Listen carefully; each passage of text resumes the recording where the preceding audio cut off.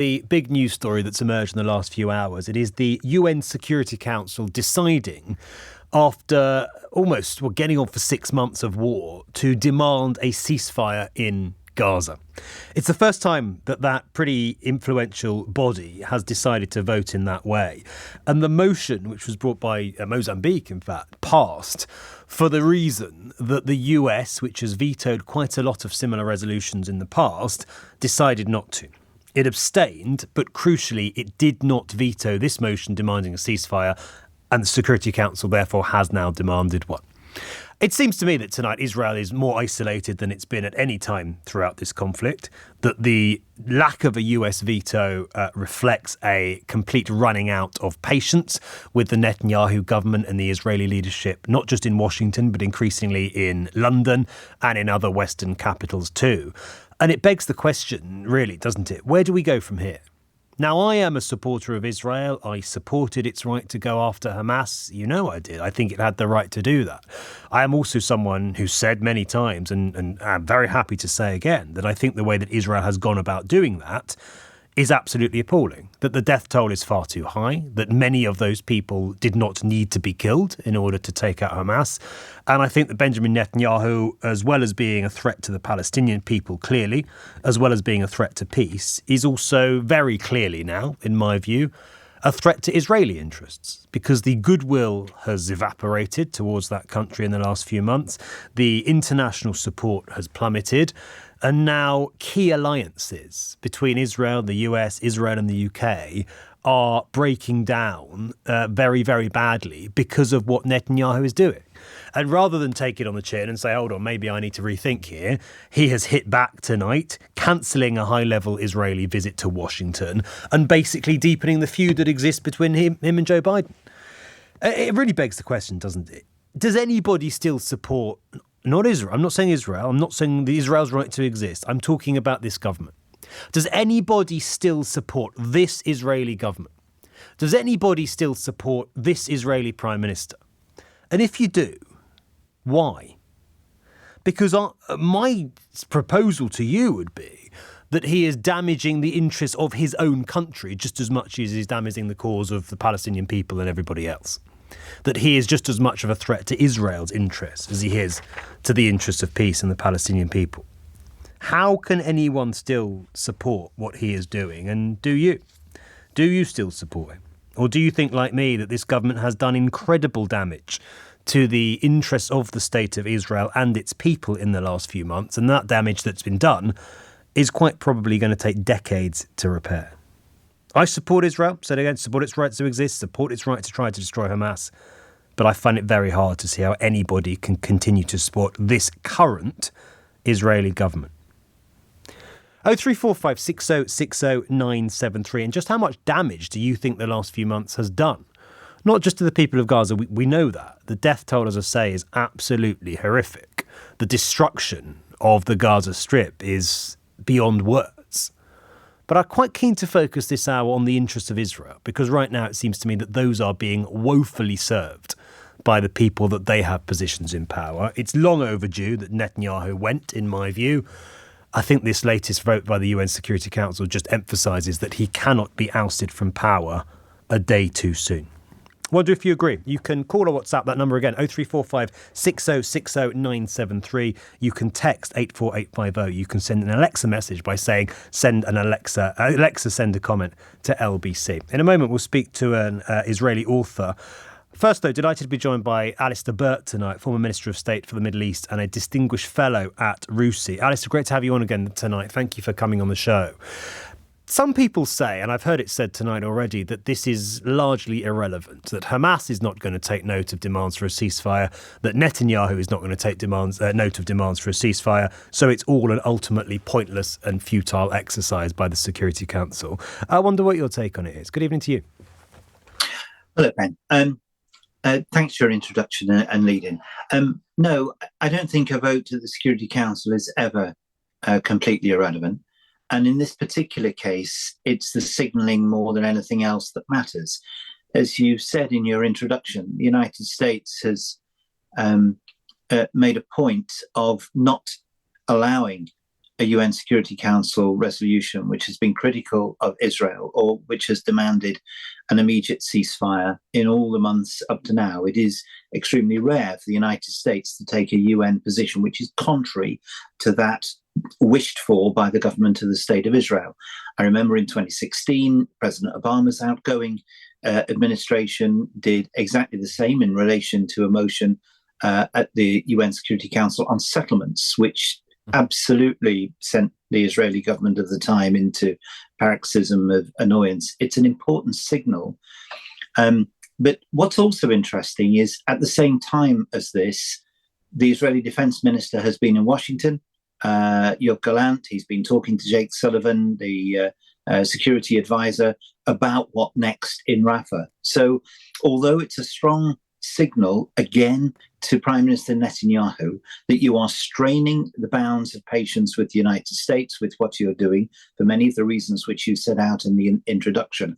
The United States still stands by Israel in its determination to rid itself and the region of the menace of Hamas. But it comes down to exactly that question you posed.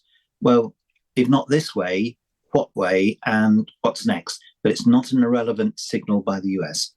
Is it fair to describe it, Alistair, as I did, as a reflection that patience is running very, very thin in Washington, but also from what we've heard from Lord Cameron and others in the UK government, in London too? Not with Israel, not the State of Israel, of course, support for the State of Israel staunch, but with the current Israeli leadership. The relationship between Netanyahu and key allies is breaking down fast, isn't it?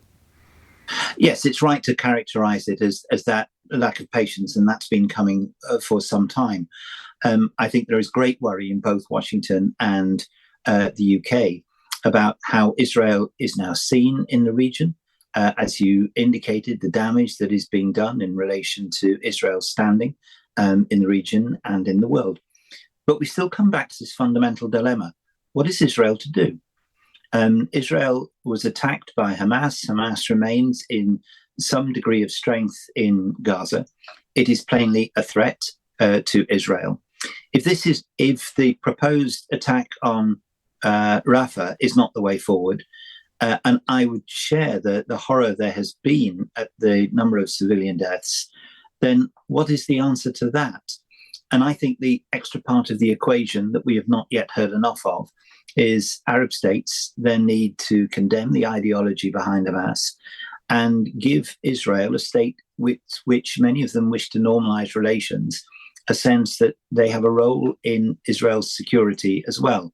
That can only be done, in my view, with a recognition that the conflict in Gaza has got to come to an end.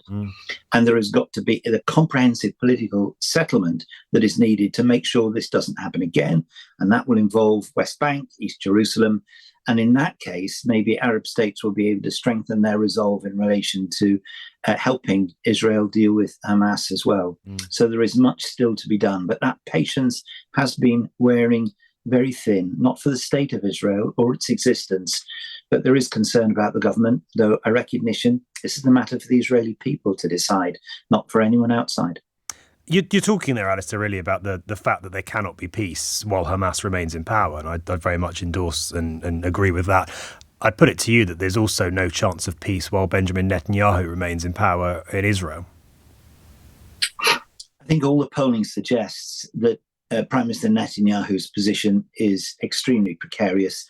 And as soon as there is an opportunity for an election or votes, it's highly likely that the Israeli people will take a decision that he is to go on the basis that his fundamental position in relation to the state of Israel was to guarantee its security. That could not be guaranteed with the events of October the 7th, and that's therefore call into question his whole strategy in relation to dealing with the Palestinian issue over many years. Would you be pleased to see the back of him? It's not a matter for me. But your personal opinion? My personal opinion is I think Prime Minister Netanyahu has been damaging to the interests of Israel over a lengthy period of time. The failure to find a settlement with the Palestinians, the undermining of the Palestinian Authority, the covert support to Hamas in Gaza over a period of time, and a whole series of things. But again, I make the point. This is fundamentally an issue for the Israeli people to decide. What people outside think is to a certain extent irrelevant. The Israeli people will decide what it is they need. And all the polling also suggests that the Israeli people do want to see an end for Hamas. And I come back to that question. If it's not going to be done in the way that Prime Minister Netanyahu has suggested, how is it to be done? And what is the next step in relation to that? But the conflict itself has got to come to an end. The death toll in Gaza has been absolutely horrendous. Every day it goes on. The generational issue that Israel will face and the Palestinians will face gets worse. The region gets worse and more unstable. I've never known a situation so difficult and so bitter, of which Netanyahu's position is only one element of it. This resolution, again, there has to be some pressure put onto Hamas. Yep. The resolution calls for the release of hostages. Hamas is very rarely called into question in too many media outlets. What is to be done with them? What is to be done in relation to the hostages? Because the hostage release must be far more paramount than it appears to have been up to now. Many military experts have questioned the context of a conflict which goes on trying to, at the one point, eliminate Hamas and at the same time release the hostages, which would seem to be mutually contradictory.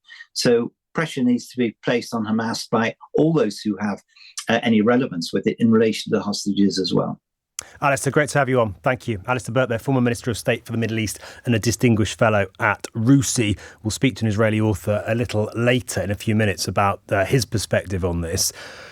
Want to hear yours though. 0345 6060 973 is the number to call. You heard I think, a fairly diplomatic but also fairly damning, assessment of Netanyahu and what he's done or not done to serve the Israeli people and their interests from Alistair there.